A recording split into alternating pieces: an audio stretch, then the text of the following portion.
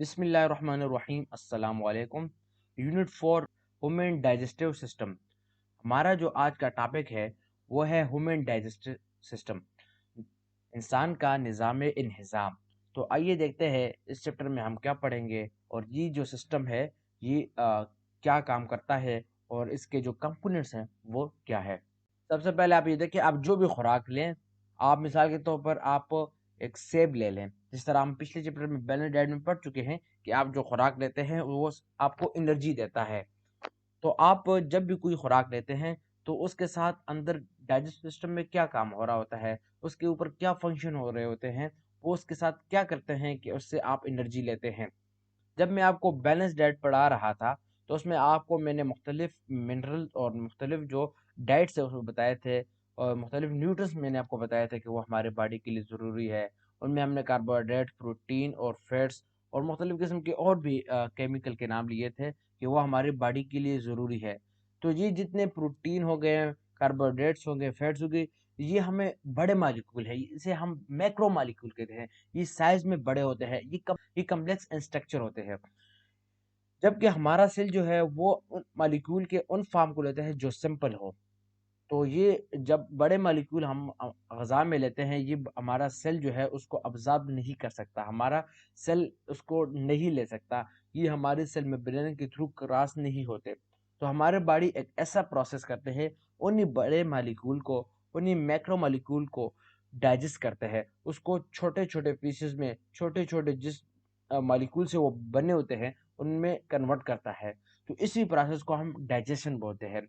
Digestion क्या है कि जो बड़े खुराक के हम मालिक्यूल लेते हैं उनको छोटे-छोटे मालिक्यूल में कन्वर्ट करना क्या कहलाती है? डाइजेशन कहलाती है। और डाइजेशन जो है ये हमारे मुँह से स्टार्ट होती है, फिर एसोफेगस के थ्रू जो हम खुराक लेते हैं, ये आगे जाकर मैदे में जाती है और मैदे के बाद ये स्मॉल इंटेस्टाइन, फिर लार्ज इंटेस्टाइन, फिर बॉडी से एक्सक्रीट हो जाती है। तो आप जब भी खुराक लेते हैं, आप उसको मुँह के थ्रू इनटेक करते हैं और मुँह के थ्रू जब आप खुराक लेते हैं, तो मुँह में इसकी फिज़िकल डाइजेशन हो रही होती है। हमारे दाँत जो है उसको फिज़िकली हमारी जो खुराक है उसको कट कर रहे होते हैं। जब ये खुराक कट हो रही होती है तो इसी को हम फिजिकल डाइजेशन कहते हैं। और हमारे मुंह में सलाइवा जो होता है ये उसके के लिए लुब्रिकेंट के तौर पर इस्तेमाल होती है, उस खुराक को नरम करती है, उस खुराक को फिजिकली कटिंग के इजी बनाती है और हमारी जो टंग है, हमारी जुबान है, उसको मिक्स कर रही होती है। और इस तरह सलाइवा में मुख्तलिफ किस्म के एंजाइम्स होते हैं जो हमारी कार्बोहाइड्रेट्स की ब्रेकडाउन को शुरू करते हैं। हमारे माउथ में ही कार्बोहाइड्रेट्स की डाइजेशन शुरू हो जाती है और फिर आगे जाकर एक बोलस की फॉर्म में जिसे हम नवाला हम लेते हैं, उसको बोलस की फॉर्म में हमारा जो एसोफेगस है उसमें ये फूड मूव कर जाता है। और माउथ के अलावा बाकी जितने भी ऑर्गन है उनमें केमिकल डाइजेशन हो रही होती है। वो चाहे स्टमक हो, चाहे स्मॉल इंटेस्टाइन हो, चाहे लार्ज इंटेस्टाइन हो, सब में केमिकल डाइजेशन हो रही है। सिर्फ वाहिद माउथ है जिसमें फिजिकल डाइजेशन हो रही होती है। और हमारी बॉडी में जैसे मैं आप ऑलरेडी पहले बता चुका हूँ कि हमारे प्रोटीन जो है वो एंजाइम बनाते हैं। एंजाइम जो है वो प्रोटीन से मिलकर बने होते हैं और एंजाइम हमारे बॉडी में मुख्तलिफ केमिकल रिएक्शन कर रहे होते हैं। इसी तरह हमारे बॉडी में डाइजेस्टिव एंजाइम मौजूद होते हैं जो हमारे खुराक जो मैक्रो मॉलिक्यूल है, लार्ज मॉलिक्यूल है, उसको स्मॉल मॉलिक्यूल में कन्वर्ट करते हैं। ये आप देख लें कि आप जब भी कोई ब्रेड लेते हैं उसमें लार्ज मॉलिक्यूल होते हैं। जो ब्रेड है उसमें लार्ज मॉलिक्यूल होते हैं। ये जो एक आपको नज़र आ रहा है 1 यूनिट, तो ये लार्ज मॉलिक्यूल है। जबकि एंजाइम जो है ये इस पे केमिकल रिएक्शन करके इसी जो लार्ज मॉलिक्यूल है उसको स्मॉल मॉलिक्यूल में कन्वर्ट करता है। और ये एंजाइम की ये ह्यूमन डाइजेस्टिव सिस्टम की एक पिक्चर आपको दी हुई है कि यहाँ पे स्टेप बाय स्टेप आपको मैं बताऊंगा कि किस तरह डाइजेस्टिव होती है। डाइजेशन जो है वो माउथ से शुरू होती है और माउथ में मैं ऑलरेडी बता चुका हूँ कि ये फिजिकल डाइजेशन होती है। हमारे जो दांत है ये उस खुराक को काटते हैं, उसको क्रश करते हैं, उसकी ग्राइंडिंग करते हैं और जो हमारी ज़ुबान होती है वो उस खुराक को रोलिंग करती है, उसको मिक्सिंग में रोल करती है। और हमारे मुंह में जो सलाइवा होता है जिसे हम थूक बोलते हैं उर्दू में थूक, थूक में मुख्तलिफ किस्म के डाइजेस्टिव एंजाइम होते हैं जो कि हमारे कार्बोहाइड्रेट्स यानी स्टार्च के डाइजेशन स्टार्ट हो जाती है। और फिर ये नवाला हमारे आगे एसोफेगस में जाता है। एसोफेगस को उर्दू में खुराक की नाली कहा जाता है। ये एक कनेक्शन है स्टमक और माउथ के दरमियान। जो खुराक माउथ अंदर सेंड करता है तो वो इस तरह नहीं है कि कहीं भी चला जाए, स्टमक तक पहुंचाना एसोफेगस की जिम्मेदारी है।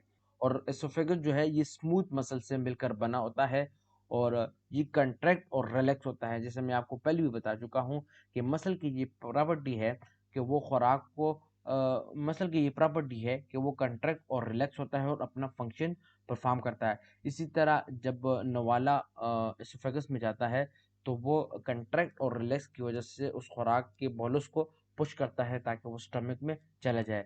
तीसरा यहाँ पे है कि जब खुराक मैदे में एंटर होता है तो खुराक की दो तरह की डाइजेशन होती है। एक फिजिकल डाइजेशन होती है। वो फिजिकल डाइजेशन किस तरह होती है कि जो स्टमक की वाल्स हैं वो कंट्रैक्ट और रिलैक्स होना शुरू हो जाते हैं, जिसकी वजह से खुराक जो है उसको झट्स मिलते हैं। खुराक के ऊपर स्टमक के वाल की प्रेशर लगता है जिसकी वजह से वो डाइजेस्ट होना शुरू हो जाता है। फिर उसके बाद केमिकल डाइजेशन भी होती है। उसमें मुख्तलिफ किस्म के हमारे मैदा जो है एक जूस सिक्रेट करता है जिसे गैस्ट्रिक जूस कहते हैं। और उस गैस्ट्रिक जूस में मुख्तलिफ किस्म के इंजाइम्स होते हैं और इसके अलावा एक HCl नाम का एक एसिड भी निकलता है जो हमारी खुराक की डाइजेशन में हेल्पफुल करता है। और हमारी जो प्रोटीन की डाइजेशन है वो स्टमक से स्टार्ट हो जाती है और चंद घंटों के बाद खुराक जो है वो एक साइम नाम के एक मिक्सचर बनाता है। तो जो खुराक होती है वो लिक्विड में कन्वर्ट हो जाती है। उसी लिक्विड को जो खुराक लिक्विड में कन्वर्ट हो जाती है उसी लिक्विड को हम साइम कहते हैं। और फिर जो मैदा है जो हमारा स्टमक है उसी खुराक को स्मॉल इंटेस्टाइन की तरफ पुश कर देता है और जो केमिकल डाइजेशन है वो मैदे में स्टार्ट हो जाती है। चौथे जो है हमारे पास आता है chemical digestion in small intestine. Small intestine जो है ये विड वाइज स्मॉल है। ये विड वाइज स्मॉल है लेकिन ये लेंथ में लार्ज इंटेस्टाइन से भी बड़ी होती है। और स्मॉल इंटेस्टाइन में मुख्तलिफ किस्म के एंजाइम जो होते हैं वो हमारे खुराक को डाइजेस्ट कर रहे होते हैं। लेकिन आप ये बात याद रख लें स्मॉल इंटेस्टाइन के साथ जो हमारा लिवर है जिसे हम जिगर उर्दू में कहते हैं, ये एक किस्म के जूस सिक्रेट करता है। उस जूस का नाम है बाइल। वो बाइल जो है लिवर में प्रोड्यूस होता है और फिर गाल ब्लेडर में वो स्टोर होता है। ये आपको ग्रीन कलर का नजर आ रहा है, ये गाल ब्लेडर है। तो बाइल जो है वो लिवर में प्रोड्यूस होता है, लिवर में बनता है, फिर वो गाल ब्लेडर में स्टोर होता है और फिर गाल ब्लेडर से ये ट्यूब आती है स्मॉल इंटेस्टाइन में। जो बाइल है वो हमारे खुराक के डाइजेशन में रोल करती है क्योंकि बाइल में मुख्तलिफ किस्म के एंजाइम होते हैं। ये आपको नज़र आ रहा है, ये स्ट्रक्चर जो है बिल्कुल मैदे के नीचे, स्टमक के नीचे, इसे हम पेंक्रियाज कहते हैं। पेंक्रियाज जो है वो भी मुख्तलिफ किस्म की जूसेस जो है वो सिक्रीट करता है और यही जूसेस जो है वो इस ट्यूब के थ्रू, पेंक्रियाटिक डक्ट के थ्रू वो स्मॉल इंटेस्टाइन में आती है। इंटेस्टाइन में अपने भी केमिकल रिलीज होते हैं लेकिन इसके साथ साथ लिवर और पेंक्रियाज से भी जूसेस आती है, उसमें भी मुख्तलिफ किस्म के एंजाइम होते हैं जो हमारे खुराक को डाइजेस्ट करते हैं। और हमारे खुराक में वेलवेट की, अगर आपने टेनिस की गेंद देखी होगी उसके जो स्ट्रक्चर होता है उसी तरह जो स्ट्रक्चर है वो हमारे स्मॉल इंटेस्टाइन का है। उसमें से स्मॉल हेयर लाइक प्रोजेक्शन जो ने उसे वेलाई कहते हैं। स्मॉल इंटेस्टाइन के इनर पोर्शन पे होती है, इनर साइड पे होती है स्मॉल फिंगर लाइक प्रोजेक्शन या स्मॉल हेयर लाइक प्रोजेक्शन, उसे हम क्या कहते हैं, विलाय। और यही विलाय जो है ये इस खुराक की अब्जॉर्प्शन करते हैं। डाइजेस्ट हो चुका होता है हमारी बॉडी के लिए ज़रूरी न्यूट्रन से वो स्मॉल इंटेस्टाइन में अब्जॉर्प्शन शुरू हो जाती है। आप ये पॉइंट याद रखें, ये एक्सक्यूज में भी आपके लिए अगर बने ये बात याद रखें कि हमारी जो स्मॉल इंटेस्टाइन है उसमें खुराक की अब्जॉर्प्शन शुरू हो जाती है। अगर आपसे कोई पूछे कि डाइजेशन कहाँ शुरू होती है तो आप बोलेंगे माउथ से डाइजेशन शुरू होती है। लेकिन अगर आप उसको कोई बोले कि केमिकल जो डाइजेशन है वो कहाँ शुरू होती है तो आपने जवाब देना है कि स्टमक में। लेकिन अगर आपसे कोई पूछे कि खुराक की अब्जॉर्प्शन कहाँ होती है तो आपका जवाब होना चाहिए कि स्मॉल इंटेस्टाइन। स्मॉल इंटेस्टाइन के बाद आता है लार्ज इंटेस्टाइन। ये आपको ये स्ट्रक्चर जो नजर आ रहा है ये सारा ये लार्ज इंटेस्टाइन है। ये सारा लार्ज इंटेस्टाइन है। लार्ज इंटेस्टाइन जो है इसमें ज़्यादातर वाटर की अब्जॉर्प्शन होती है और इसमें भी जो डाइजेशन है वो बहुत ही कम होती है। लेकिन जो वाटर और जिस तरह जो खुराक जो मिनरल जो है वो स्मॉल इंटेस्टाइन से डाइजेस्ट अब्जॉर्ब होने से रह जाए, वो कहाँ पर अब्जॉर्ब होता है? वो लार्ज इंटेस्टाइन में अब्जॉर्ब होता है। फिर जब ज़्यादातर वाटर जो हमने बताया था कि एक लिक्विड लाइक मटेरियल बनता है स्टमक, वो स्मॉल इंटेस्टाइन को सेंड करता है। स्मॉल इंटेस्टाइन उसमें काम की चीज़ें अब्जॉर्ब कर लेता है अब विलाई के थ्रू, और उसको जो आगे कुछ बच जाता है वो लार्ज इंटेस्टाइन में सेंड करता है। लार्ज इंटेस्टाइन भी उसमें से जो काम की चीज़ें हैं, जो मिनरल और जो केमिकल हमारे बॉडी के लिए ज़रूरी होते हैं, उसको अब्जॉर्ब कर लेता है। उसमें ज़्यादातर वाटर को अब्जॉर्ब कर लेता है, और जो हार्ड मटेरियल, एक सॉलिड मटेरियल रह जाता है, उसमें हमारे लिए बॉडी के लिए और कीमती चीज़ें नहीं होती, हमारे बॉडी की काम की चीज़ें हमारे लिए मिनरल नहीं होते, उसको आगे ये जो आपको स्ट्रक्चर नज़र आ रहा होता है, जिसको आप रेक्टम कहेंगे, और ये रेक्टम को भेज देता है। और जो खुराक हमने फूड के टाइप में लिया था, जो खुराक हमने लिया था, वो मुख्तलिफ केमिकल प्रोसेस होने के बाद, मुख्तलिफ फिजिकल एंड केमिकल प्रोसेस होने के बाद,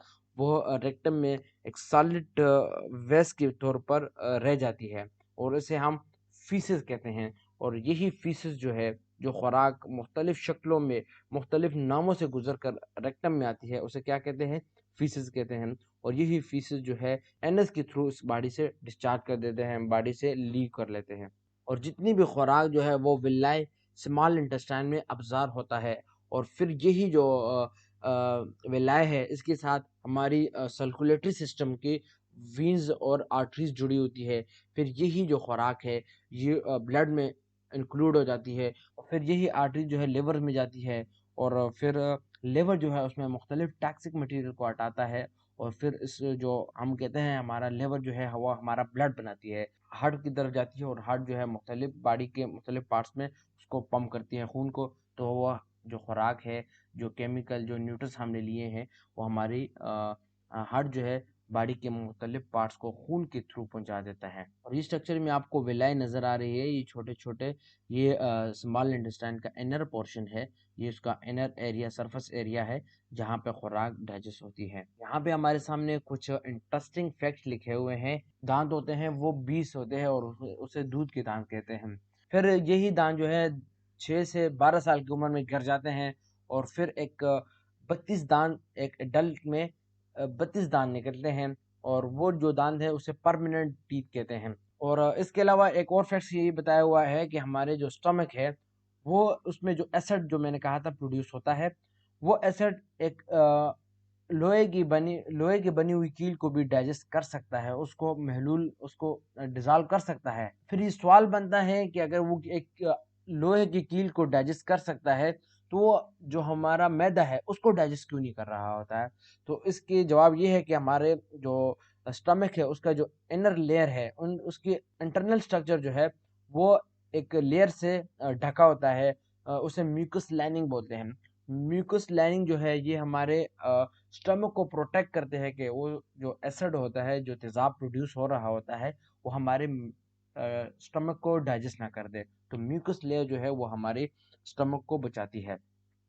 फिर यहाँ पे लिखा होता है कि हमारे जो लार्ज इंटेस्टाइन है उसमें बैक्टीरिया रह रहे होते हैं, और ये बैक्टीरिया जो है ये हमारे लिए मुफीद होते हैं, और ये हमारे लिए विटामिन के बनाती है। विटामिन के हमारे लिए कौन बनाता है? बैक्टीरिया बनाता है। और जो फीसेस हमारे वेस्ट फूड है, जो वेस्ट मटेरियल हमारी बॉडी से फीसेस के फॉर्म में निकलता है, उसमें 30% जो होता है वो बैक्टीरिया होता है। और नीचे आपको मुख्तलिफ टर्मिनोलॉजीज बताई हुई हैं। आप इन टर्मिनोलॉजीज को देख लें और इन टर्मिनोलॉजीज को समझ लें कि खुराक लेने के अमल को क्या कहते हैं? इंजेक्शन। अब जब भी कोई फूड लेते हैं आप उससे बोलेंगे कि फूड इंजेक्शन है। आप खुराक लेते हैं, आप किसी भी चीज़ को खाते हैं, ये क्या कहलाती है? Food injection.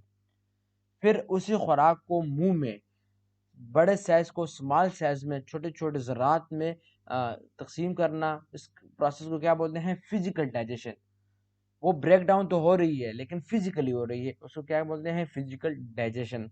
लेकिन जब इसी फिजिकल जब भी खुराक डाइजेस्ट हो रही होती है, लेकिन उसमें हमारे लिए केमिकल साथ में मिल जाए, एंजाइम मिल जाए, किसी किस्म के डाइजेशन के एंजाइम मिल जाए, किसी किस्म के जूसेस मिल जाए, बाइल मिल जाए, इस सारे प्रोसेस को सलाइवा मिल जाए, इस सारे प्रोसेस को हम क्या बोलेंगे? केमिकल डाइजेशन हो रही है, क्योंकि केमिकल इन्वॉल्व हो रहे हैं उस लार्ज मालिक्यूल को, उस बड़े मालिक्यूल को स्मॉल मालिक्यूल में कन्वर्ट करती है, ब्रेक डाउन करती है। तो जब केमिकल इन्वॉल्व हो उसे केमिकल डाइजेशन कहते हैं। फिर जब भी यही स्मॉल मालिक्यूल हमारे डाइजेस्टिव सिस्टम उसको अब्जॉर्ब करे, तो उसको अब्जॉर्प्शन कहेंगे। क्या बोलेंगे? अब्जॉर्प्शन कहेंगे। और ये अब्जॉर्प्शन हमारे स्मॉल इंटेस्टाइन में होती है। फिर जब यही मॉलिक्यूल हमारे सेल में यूज होता है, हमारे बॉडी का हिस्सा बन जाता है, हम उससे एनर्जी हासिल करते हैं, उस प्रोसेस को एजिमिलेशन कहा जाता है। और फिर जो अनडाइजेस्टेड फूड है उसको हम अपने बॉडी से एक्सक्रीट करते हैं, उस प्रोसेस को इजेक्शन कहते हैं। डाइजेस्टिव डिसऑर्डर क्या होता है? डाइजेस्टिव सिस्टम में मुख्तलिफ किस्म के डिसऑर्डर, मुख्तलिफ पेचीदगियाँ आती हैं। डिसऑर्डर एक आर्डर में जो काम हो रहा था उसमें इंटरप्शन आ जाती है, वो डिस्टर्ब हो जाता है। आपके लेवल पर 3 डाइजेस्टिव डिसऑर्डर दिए हुए हैं। इसमें पहला है वोमिटिंग, दूसरा है डायरिया और तीसरा है कंस्टिपेशन। वोमिटिंग क्या है? वोमिटिंग के लिए उर्दू में लफ्ज़ इस्तेमाल होता है के, उल्टियाँ लगना।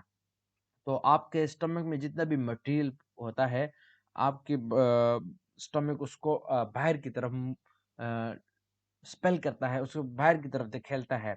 इस प्रोसेस को हम क्या कहते हैं? वोमिटिंग कहते हैं, उल्टियाँ आना, क्या होना। और ये जो है ये फूड पॉइजनिंग की वजह से भी हो सकता है, इन्फेक्शन की वजह से भी होता है।